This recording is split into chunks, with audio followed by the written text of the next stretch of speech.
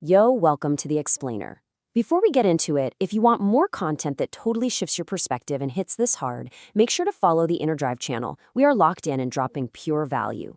Today, we are tackling a massive viral topic that has been living rent-free in everyone's feeds. Did our ancestors really live in a totally stress-free 15-hour workweek utopia?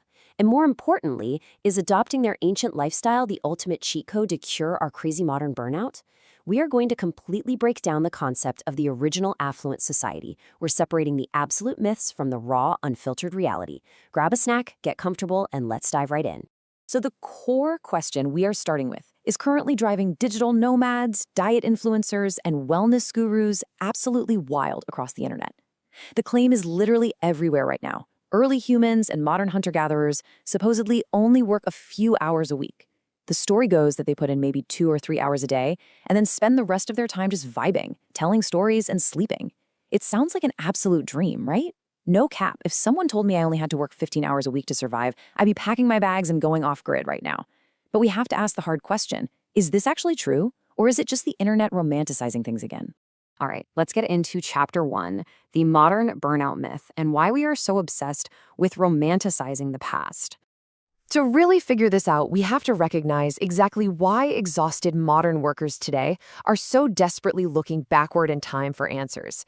We are so utterly burnt out by the endless smartphone notifications, the side hustles, and the relentless 40-plus hour work weeks that we are projecting our own modern exhaustion onto ancient history. A perfect high-profile example of this happened recently when a popular diet influencer, the founder of an online keto store, went completely viral on Twitter.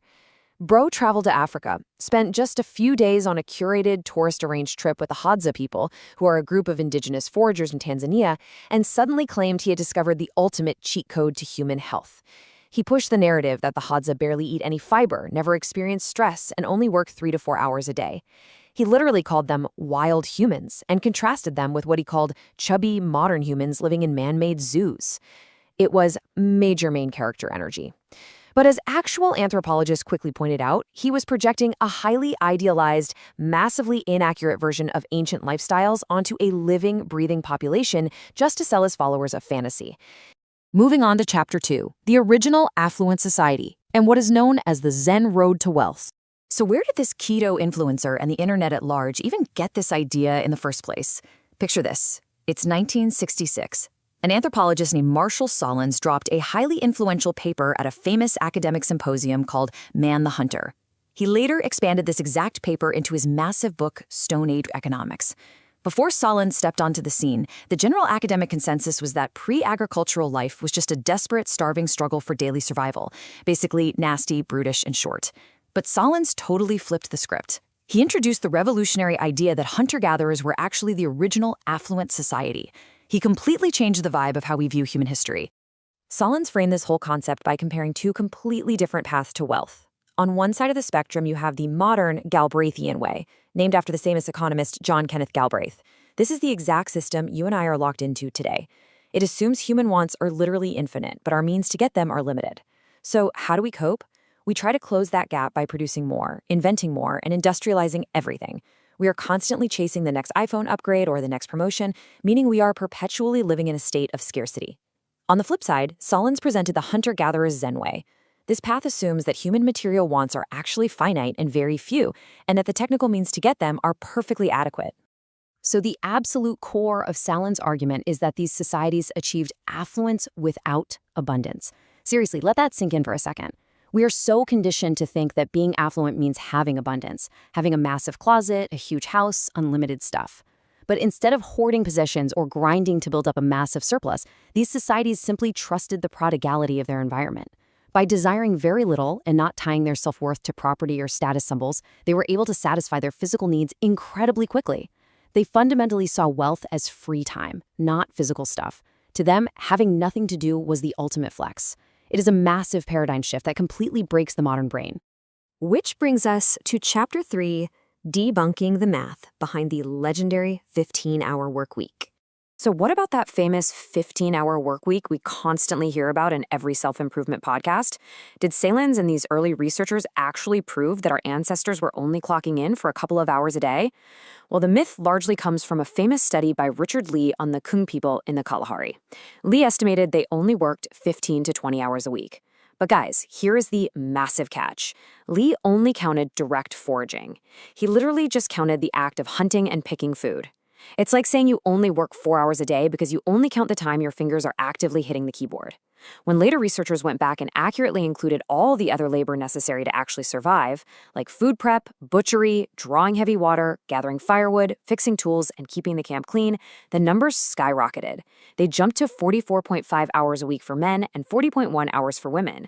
So they aren't just working 15 hours. That is literally a full-time 9 to 5 job.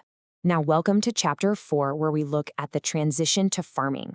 This reality check is further supported by a recent, super detailed Cambridge University study on the Agta people in the Philippines.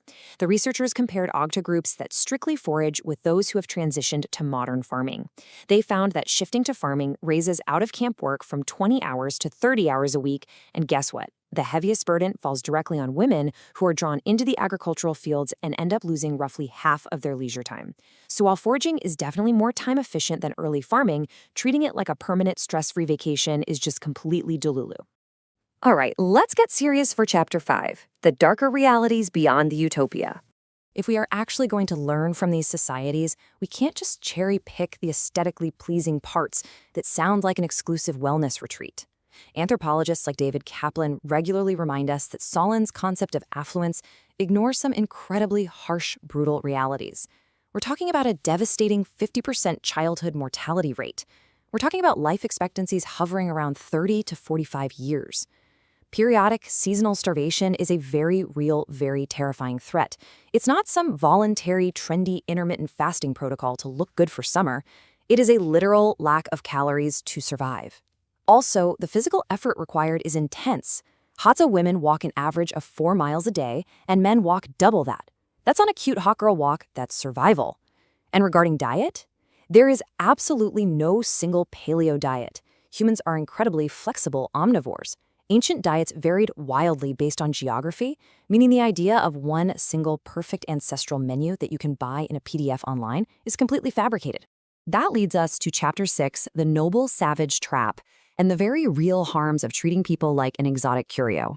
Beyond the math and the raw biology, we critically need to address the incredibly harmful noble savage trap that happens when we commodify these cultures for our own modern content. As evolutionary anthropologist Dorsa Amir pointed out in her viral, totally spot-on response to that keto influencer we talked about earlier, treating indigenous populations like the Hadza as wild humans in a time machine is deeply toxic. It relies entirely on the outdated noble savage trope, the weird idea that they are somehow pure, uncorrupted, and living in perfect harmony with nature, and therefore shouldn't be tainted by civilization. But portraying them as an exotic curio denies them their basic human agency. It implies that we, as outsiders, somehow know what's best for them. It subtly argues against their right to access modern infrastructure, education, and healthcare if they choose to want it. They aren't NPCs in our wellness journeys. And Chapter 7 highlights that this isn't just some abstract academic theory, it has devastating real-world impacts.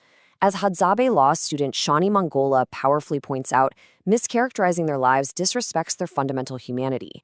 When tourists and influencers show up to play caveman for a weekend and shoot B-roll, they completely ignore the very real, very modern struggles the Hadza face every single day. We are talking about severe land encroachment, massive environmental destruction, and serious political marginalization. Romanticizing their struggles doesn't help them at all. It just uses their existence as a convenient prop to suit our own modern anxieties about the 9 to 5 grind.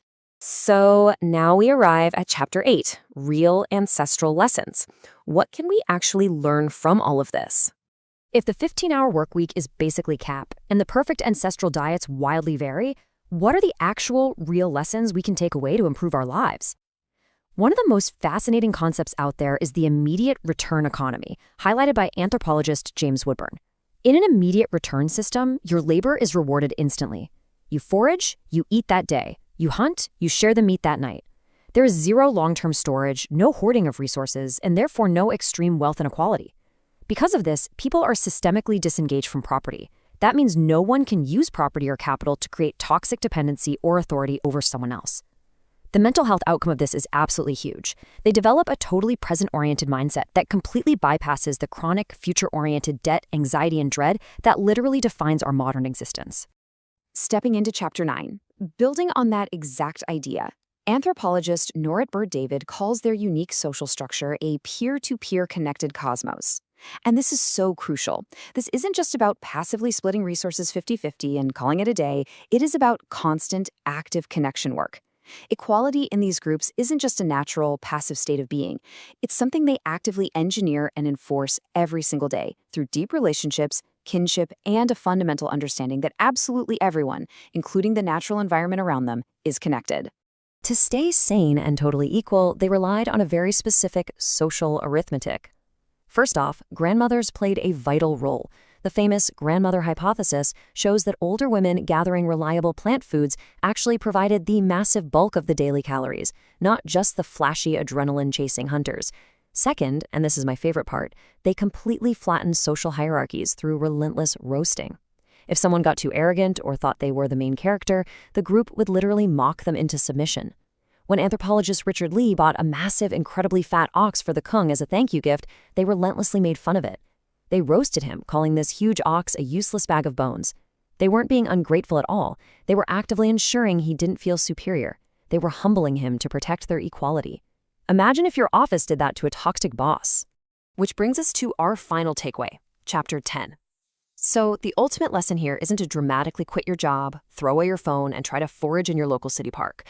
The real question you need to ask yourself is, how can you adopt this incredible social arithmetic to cure your own modern burnout? How can we start valuing free time and community over the endless accumulation of property and status? How can we actively flatten the toxic hierarchies in our own lives, share our resources more freely, and truly reconnect with the people around us?